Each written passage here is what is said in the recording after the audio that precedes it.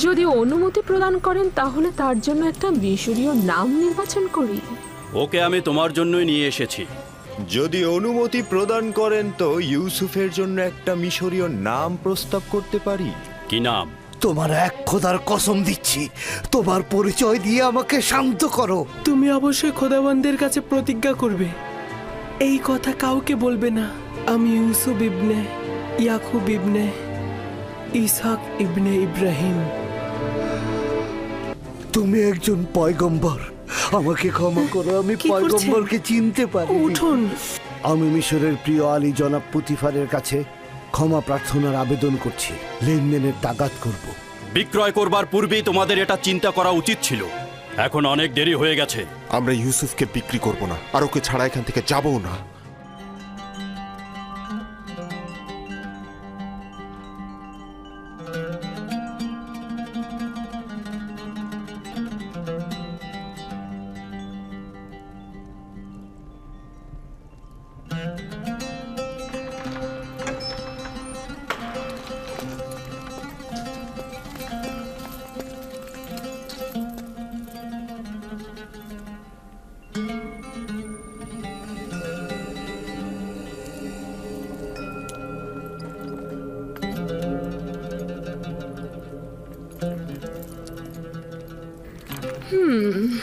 নিশ্চয়ই খোদা তোমাকে নিজ হাতে তৈরি করেছে, আর কতটা সৌন্দর্য দিয়েছে সেটা কি তুমি জানো?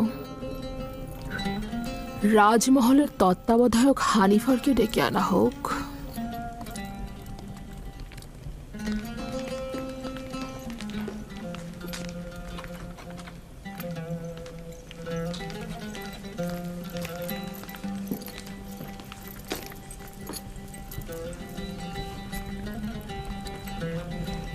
এটি সে তার বালিশের নিচে লুকিয়ে রেখেছিল।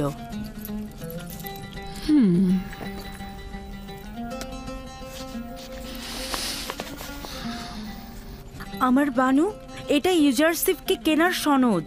শামুন নামের একজন ইউজারসিফকে মালিকের নিকট বিক্রয় করেছেন। এটা তো রাজমহলে থাকা উচিত, তোমার কাছে নয়। আপনি যা ভালো মনে করেন।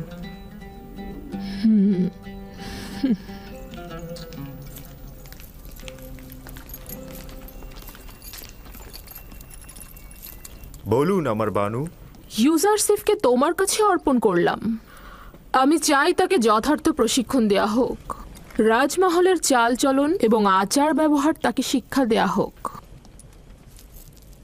এ ব্যাপারে আপনার ওপর আমার যথেষ্ট বিশ্বাস রয়েছে। আপনি ইউজারসিফকে সঠিক শিক্ষা প্রদান করতে পারবেন।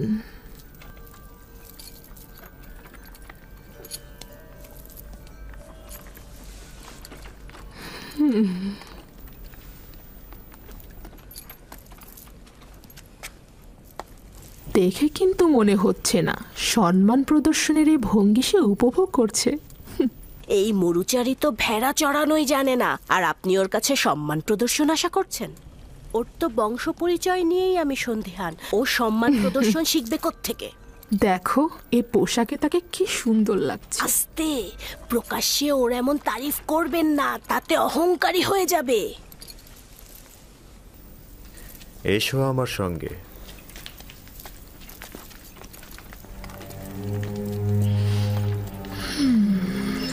এতক্ষণ যে কামরাটিতে ছিলে সেটাতে বানু জুলেখা ও পুতিফারের একান্ত লোকজনই আসতে পারে।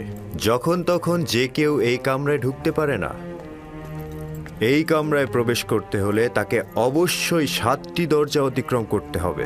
এই 7টি দরজা শক্তভাবে তালাবদ্ধ থাকে, আর তালাবদ্ধ অবস্থায় যে কেউ চাইলেই সেখানে প্রবেশ বা বাহির হতে পারে না। আর এই দরজাগুলোর চাবি শুধুমাত্র বানু জুলেখার কাছেই সংরক্ষিত থাকে। এই জায়গাটি হচ্ছে আমাদের রাজমহলের সবচেয়ে দৃষ্টিনন্দিত স্থান, আর এইখান থেকেই আমাদের প্রিয় মিশরের নীলনদ পর্যবেক্ষণ করা যায়। আর ওই পশ্চিমে মৃত ব্যক্তিদের দুনিয়াও দেখা যায় এখান থেকে। এসো আমার সাথে।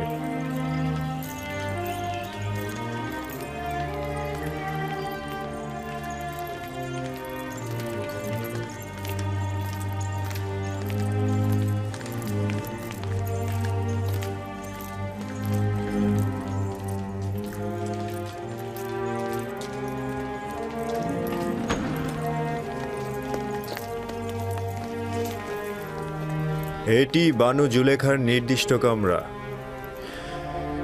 তিনি অত্যন্ত দাম্ভিক ও অভিজাত পরিবারের সন্তান। তোমাকে সতর্ক থাকতে হবে, কখনোই তার ফরমানের অবাধ্য হওয়া যাবে না। চলো যাই।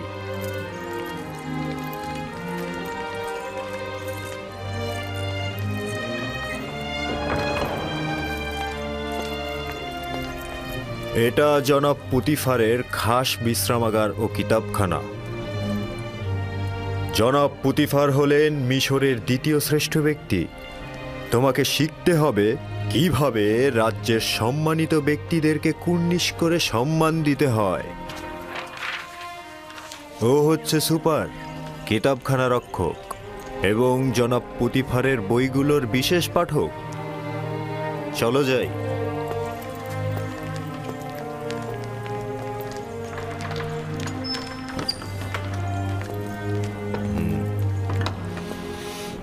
এই কক্ষটি হচ্ছে জনাব পুতিফার ও বানু জুলেখার আহার কক্ষ।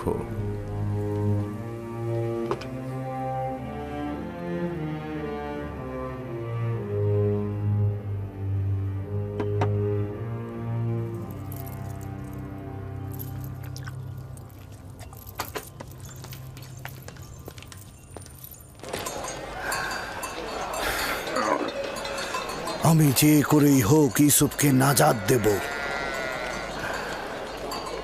তার মুক্তির পথ খুঁজব। এমন ভাবে বললেন যেন ইউসুফ জেলখানায় আর আপনি তাকে মুক্ত করবেন। কয়েদখানায় থাকা আর গোলামি করা তো একই। কিন্তু পুতিফারের রাজমহলে ওর মতো গোলাম আর একজনও নেই। যদি পাখির জন্য আকর্ষণীয় খাঁচা বানানো হয়, তবে কি সেটা পাখির জন্য খাঁচা নয়? ইউসুফকে মুক্ত করে ইয়াকুবের কাছে নিয়ে যাব।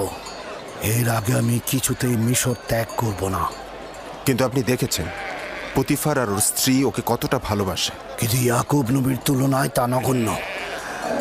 ইউসুফের বিচ্ছেদে না জানি ইয়াকুবের কি অবস্থা হয়েছে। কিন্তু মালিক, ইউসুফ তো নিজেই বলেছে তার মিশরে আসাটা খোদাবন্ধের ইচ্ছায়। এটি আমার সর্বশেষ বাণিজ্য। যত দ্রুত সম্ভব জিনিসপত্র বিক্রি করে ব্যাবেলে ফিরে যাও। কি?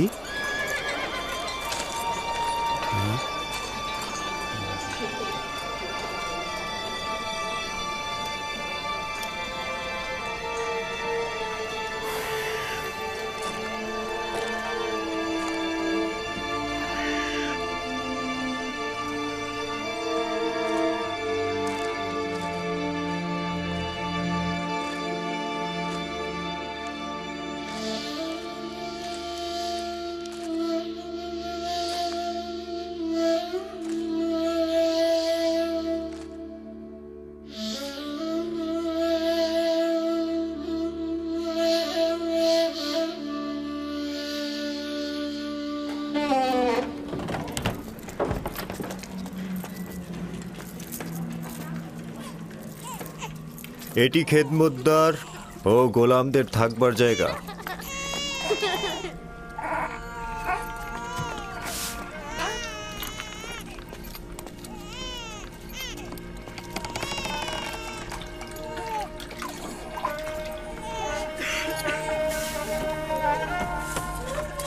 জনাব হানিফার এসেছে, জনাব হানিফার এসেছে, জনাব হানিফার এসেছে। এরা সকলেই জনাব পুতিফারের রাজমহলের খেদমতদার। এরা মহলের বিভিন্ন অংশে কাজ করে থাকে। কেউ কেউ প্যাপিরাসের খামারে কাজ করে, আবার কেউ কেউ তুলা চাষও করে।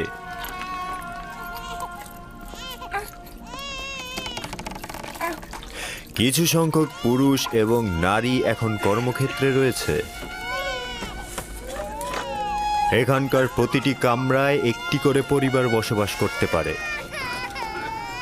তাদেরকে এত অসহায় দেখাচ্ছে কেন? জনাব পুতিফার কেন এদের দিকে নজর দেন না?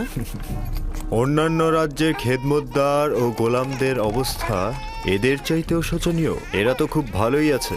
আমরা তাদের এখানে থাকার জায়গা ও খাবারও দিচ্ছি, তাছাড়া তাদের বাচ্চা কাচ্চাদের রক্ষণাবেক্ষণও করছি। আমি কি এদের দেখতে আসতে পারি? কেন নয়, তবে উত্তম হচ্ছে বেগম জুলেখা ও আলী জনাব পুতিফারের কাছ থেকে অনুমতি নেওয়া। এরা হচ্ছে বিশেষ গোলাম যারা পালকি বহন করে থাকে।